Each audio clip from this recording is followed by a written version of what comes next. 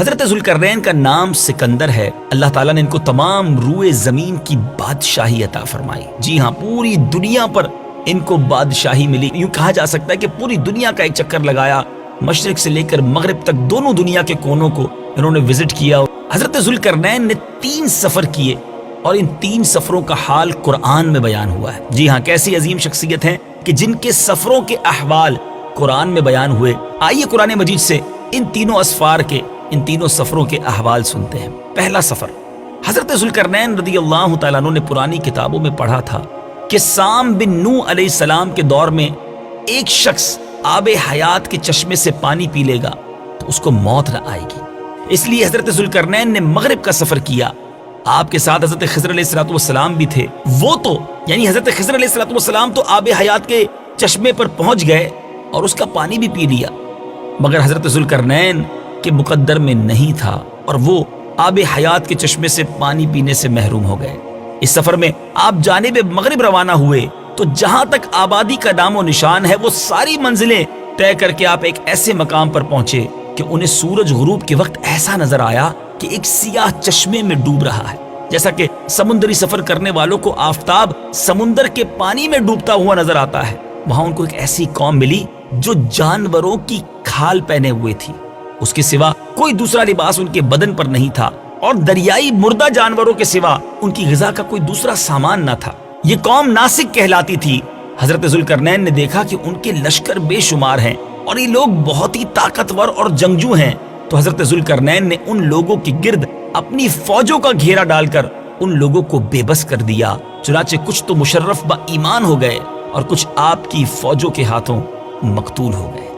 دوسرا سفر، پھر آپ نے مشرق کا سفر اختیار کیا۔ ویسٹ کے بعد آپ نے ایسٹ کا، مغرب کے بعد آپ نے مشرق کا رخ اختیار کیا، یہاں تک کہ جب سورج طلوع ہونے کی جگہ پہنچے تو یہ دیکھا کہ وہاں ایک ایسی قوم ہے جن کے پاس کوئی عمارت اور مکانات نہیں ہے۔ ان لوگوں کا یہ حال ہے کہ سورج طلوع ہونے کے وقت یہ لوگ زمین کے غاروں میں چھپ جاتے اور سورج ڈھل جانے کے بعد غاروں سے نکل کر اپنی روزی کی تلاش میں نکل پڑتے۔ یہ لوگ قوم منسک کہلاتے تھے۔ حضرت ذوالقرنین نے ان لوگوں کے مقابلے میں بھی لشکر آرائی کی، اور جو لوگ ایمان لائے ان کے ساتھ بہترین سلوک کیا، اور جو اپنے کفر پر اڑے رہے انہیں تباہ و برباد کر دیا۔ اب باری ہے تیسرے سفر کی۔ پھر آپ نے شمال کی طرف سفر کیا، یہاں تک کہ 2 پہاڑوں کے درمیان میں پہنچے تو وہاں کی آبادی کی عجیب و غریب زبان تھی۔ جن لوگوں کے ساتھ اشاروں سے بمشکل بات کی جا سکتی تھی، ان لوگوں نے حضرت ذوالقرنین سے یاجوج ماجوج کے مظالم کی شکایت کی اور آپ کی مدد کے طالب ہوئے۔ اب یاجوج ماجوج کون تھے؟ مدنی چینل کے ناظرین ذرا غور سے سنیے۔ یہ یافس بن نوح علیہ السلام کی اولاد میں سے ایک فسادی گروہ ہے، اور ان لوگوں کی تعداد بہت ہی زیادہ ہے۔ یہ لوگ بلا کے جنگجو، خوخار، بالکل ہی وحشی اور جنگلی ہیں، جو بالکل جانوروں کی طرح رہتے ہیں۔ موسم ربیع میں یعنی بہار کے موسم میں یہ لوگ اپنے غاروں سے نکل کر تمام کھیتیاں اور سبزیاں کھا جاتے تھے اور خشک چیزوں کو لاد کر لے جاتے تھے۔ آدمیوں اور جنگلی جانوروں، یہاں تک کہ سانپوں، بچھوؤں، گرگٹ اور چھوٹے بڑے جانور کھا جاتے تھے۔ حضرت ذوالقرنین سے وہاں کے لوگوں نے فریاد کی کہ آپ ہمیں یاجوج ماجوج کے شر اور ان کی ایذا رسانیوں سے، ان کی ان تکلیفوں سے ہمیں نجات دلائیے، اور اس کام کے عوض انہوں نے کچھ مال کی بھی پیشکش کی۔ تو حضرت ذوالقرنین رضی اللہ تعالیٰ عنہ نے فرمایا کہ مجھے تمہارے مال کی ضرورت نہیں ہے، اللہ تعالیٰ نے مجھے بہت کچھ دے رکھا ہے۔ اب ایسا کرو کہ تم لوگ جسمانی محنت سے میری مدد کرو۔ چنانچہ آپ نے دونوں پہاڑوں کے درمیان بنیاد کھدوائی۔ جب پانی نکل آیا تو اس پر پگھلائے ہوئے تانبے کے گارے سے پتھر جمائے گئے اور لوہے کے تختے نیچے اوپر چن کر ان کے درمیان میں لکڑی اور کوئلہ بھروا دیا اور اس میں آگ لگوا دی۔ اس طرح یہ دیوار پہاڑ کی بلندی تک اونچی کر دی گئی اور دونوں پہاڑوں کے درمیان کوئی ایسی جگہ نہ چھوڑی گئی۔ پھر پگھلایا ہوا تانبا دیوار میں پلا دیا گیا، جو سب مل کر بہت ہی مضبوط، کانکریٹ جس کو کہتے ہیں نا، بہت ہی مضبوط اور مستحکم دیوار بن گئی۔ آپ کو معلوم ہے کہ وہ دیوار آج بھی قائم ہے۔ یاجوج ماجوج جس قوم کا ہم تذکرہ سن رہے ہیں، وہ خطرناک قوم آج بھی موجود ہے۔ جی ہاں، ہزاروں سال اس واقعے کو گزر چکے ہیں، یہ دیوار بھی موجود ہے اور یاجوج و ماجوج بھی موجود ہیں۔ یہ دیوار کب ٹوٹے گی؟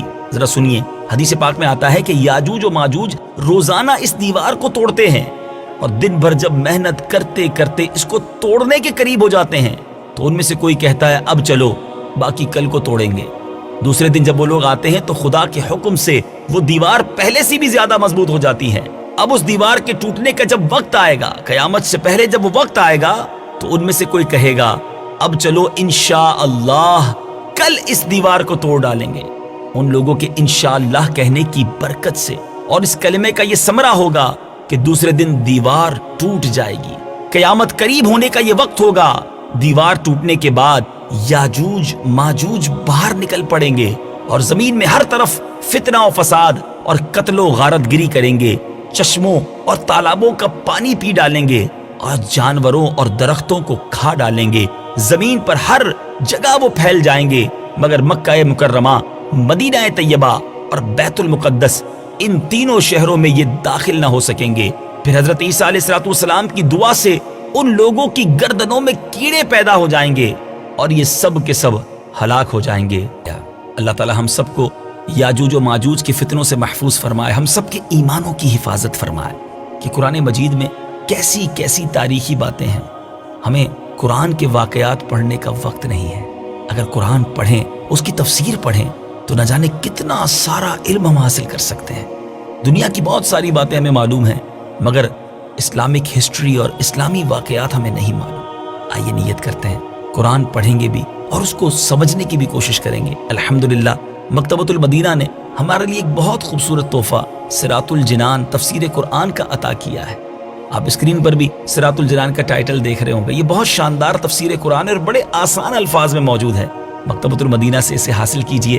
آپ چاہیں تو اسے dawat-islami.net سے ڈاؤن لوڈ بھی کر سکتے ہیں۔ یاجوج و ماجوج کا یہ کہنا کہ انشاءاللہ کل آ کر دیوار توڑیں گے، تو انشاءاللہ کی برکت سے وہ دیوار بھی ٹوٹ جائے گی۔ اے میرے میٹھے اسلامی بھائیوں، ذرا غور کیجئے، انشاءاللہ جو ہے وہ کاموں کو پورا کروا دیتا ہے۔ بعض اوقات ہم کہتے ہیں میں کل آ جاؤں گا، میں شام 5 بجے پہنچ جاؤں گا، میں پرسوں یہ کام ضرور کر دوں گا۔ اگر اس کے ساتھ انشاءاللہ بھی شامل کر لیں تو انشاءاللہ خیریت سے پہنچ جائیں گے، خیریت سے کام پورا ہو جائے گا۔ اللہ کے نام کی برکت سے ہمارے کام میں آنے والی رکاوٹ جو ہے وہ دور ہو جائے گی۔ اللہ کرے دل میں اتر جائے میری بات۔ قرآن پاک کے ان قصوں کو نہ صرف خود سنیے بلکہ اس کی ویڈیو آڈیو کلپ حاصل کر کے اپنے دوست احباب کو، اپنے رشتہ داروں کو، دیگر اسلامی بھائیوں کو بھی فارورڈ کیجئے اور اس کی نیکیاں کمائیے۔ اللہ تعالیٰ مجھے بھی اور آپ کو بھی قرآن پاک سے سچی محبت عطا فرمائے اور قرآن پاک کے نور سے ہم سب کے دلوں کو منور فرمائے۔ صلو علی الحبیب صلی اللہ تعالی علی محمد صلی اللہ علیہ وسلم۔